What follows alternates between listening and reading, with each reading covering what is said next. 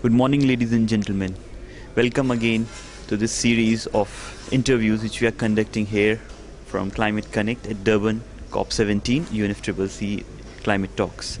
Today we have with us Professor Kim Kwi-gon, who is a professor at the Seoul National University and is the Chief Commissioner of the 2011 UEA Gwangju Summit Secretariat.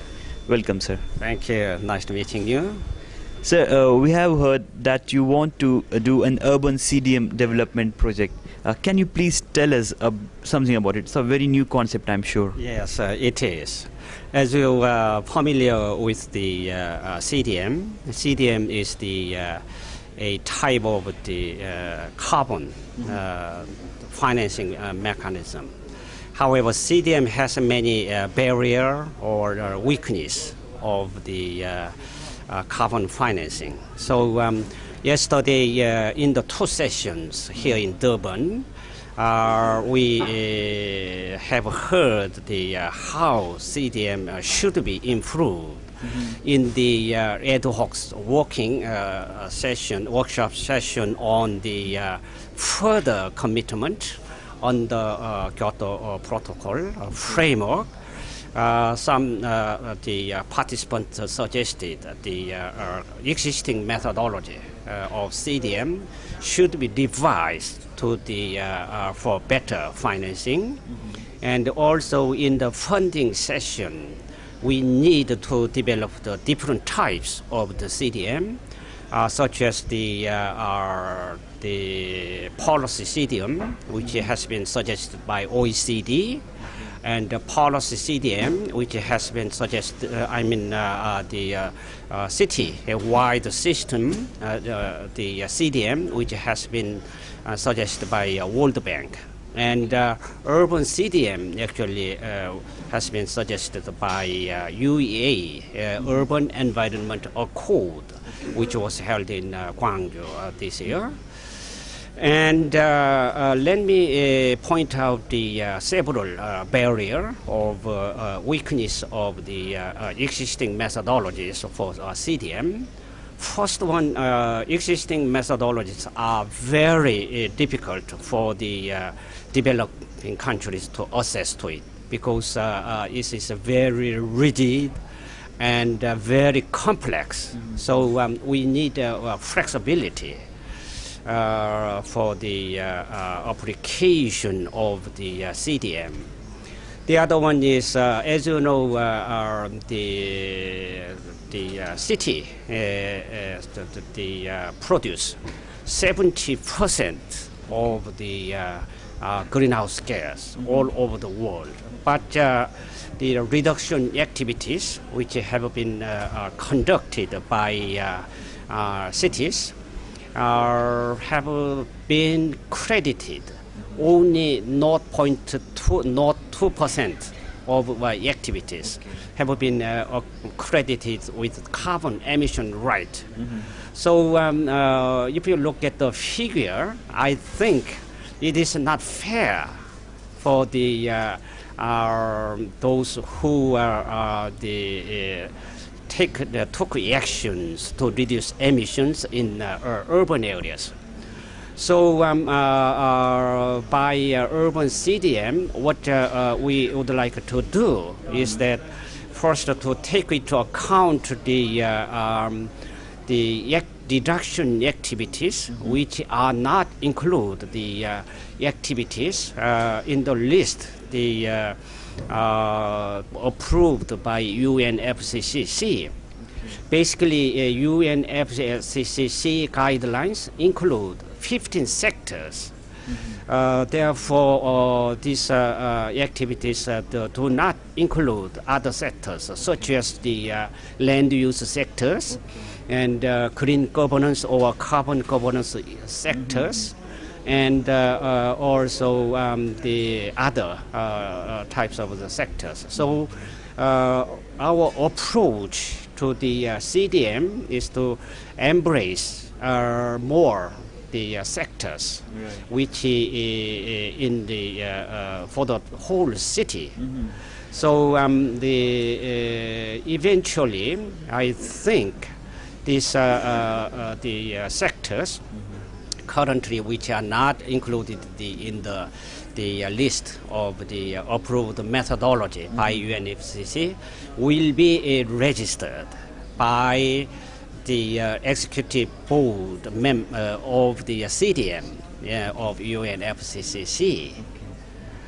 Sir, thanks a lot for that informative answer to us.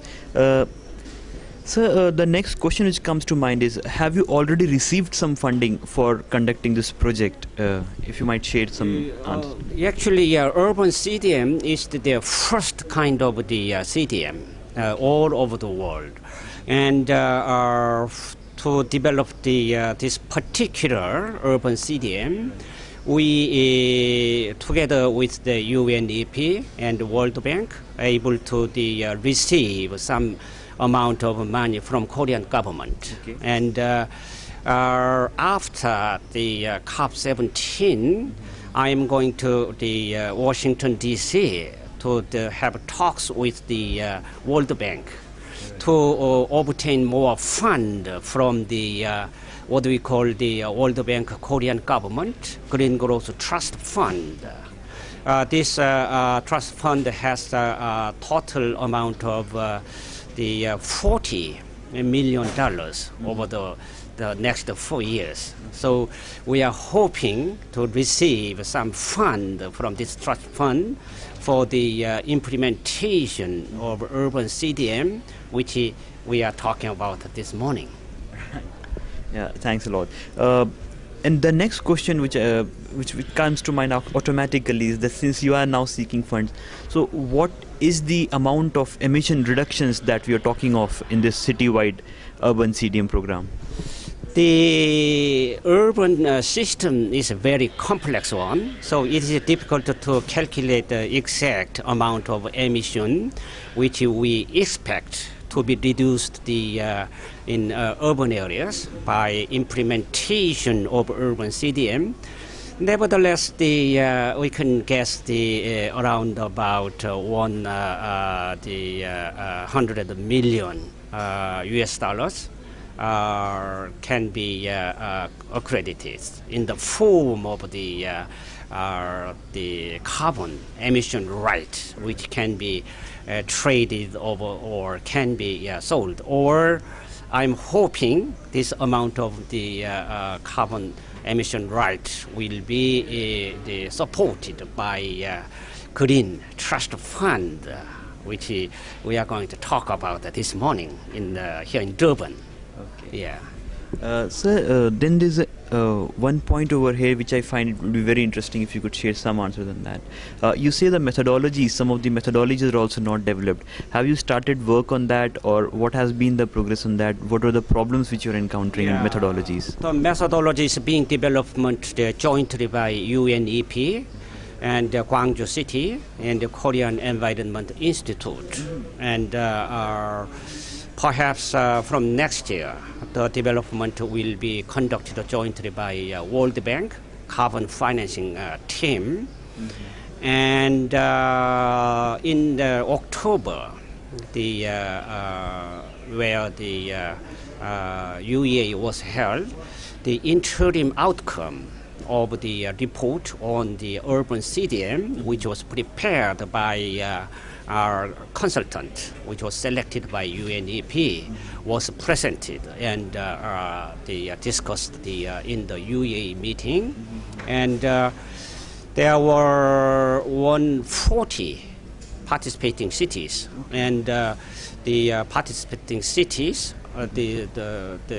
supported strongly the outcome of the feasibility study on urban CDM. And the final methodology will come out in 2013, and then immediately after the final report is produced, we are going to start to talk with the UNFCCC to explore possibility of being registered in the list of the approved methodology by UNFCCC. But sir, there is a lot of uncertainty which people are discussing right now, whether the Kyoto Protocol will be extended beyond 2012 or not. Has this program, the Urban CDM program, also been thinking on those lines, and what possibilities are you exploring, or do you have in your mind right now? That's a very good question. Yesterday morning, I attended the plenary session on the ad hoc workshop on further commitment under the Kyoto Protocol framework, and there were comments which were made by, I think, 11, more than 11 groups, which include the 27 in the China group, and umbrella groups, and even civil society, and trade union, and youth group. I made a note on the what they comment about the uncertainty of Kyoto Protocol, and all of them supported continuation of the Kyoto Protocol. They said the protocol should continue even after 2012. So I am hoping urban CDM, which we are talking about, will be part of a second commitment, which will be made immediately after 2013 under the Kyoto Protocol framework. Okay, thanks a lot for that answer. Sir, what are your expectations then from COP17 at Durban? Since you are now wanting to have a new program and all, how would you opine it? What are your... Actually, I think we get here with the sense of the urgency which are related to the climate change. So this time I think Cancun, our conference, was made a milestone. In Durban, I'm hoping some kind of the action plans will come out, particularly which will be implemented immediately after the post-Kyoto protocol, as a post-Kyoto protocol. So so far I found the discussions and dialogue going well, even though this morning business newspaper said there is the deep divisions at the global warming talks here in Urban, but I am very much promising the positive result will come out at the end of this Durban conference. Thanks a lot, Professor, for sharing your thoughts with us today. Thank you very much for being with you.